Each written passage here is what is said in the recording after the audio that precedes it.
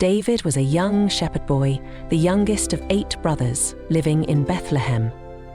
While his older brothers served as warriors, David spent his days in the fields, tending sheep and worshipping God with his harp.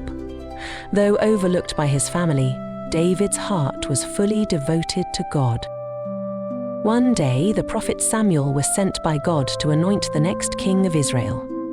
Arriving at David's home, Samuel examined David's older brothers, each strong and impressive, but God whispered to Samuel, "Do not look at their appearance.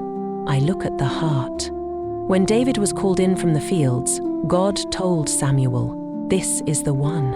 Samuel anointed David with oil, and the Spirit of the Lord came upon him from that day forward. Soon after, a great challenge arose for Israel. The Philistines' champion Goliath, a giant of a man, taunted the Israelite army. None dared to face him, except David. Armed with only a sling and a stone, David declared to Goliath, "You come against me with sword and spear, but I come against you in the name of the Lord Almighty." With unwavering faith, David slung a stone that struck Goliath in the forehead, and the giant fell. Through this act, David showed that victory belongs to the Lord. Though he was anointed as king, David's journey was filled with trials. King Saul, jealous of David's growing fame, sought to kill him. David fled, hiding in caves and trusting God for protection. Despite opportunities to harm Saul, David refused, saying, "I will not lay my hand on the Lord's anointed."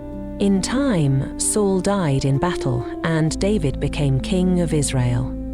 As king, David united the nation and brought the Ark of the Covenant to Jerusalem. In a moment of pure joy, David danced before the Lord with all his might, showing his deep love for God. David was not without flaws. He sinned gravely, but always repented sincerely. In Psalm 51, he cried out, "Create in me a clean heart, O God." His life was marked by worship, repentance, and a heart fully devoted to God. David's story reminds us that God uses those who trust him, no matter their background or imperfections. He is remembered as a man after God's own heart.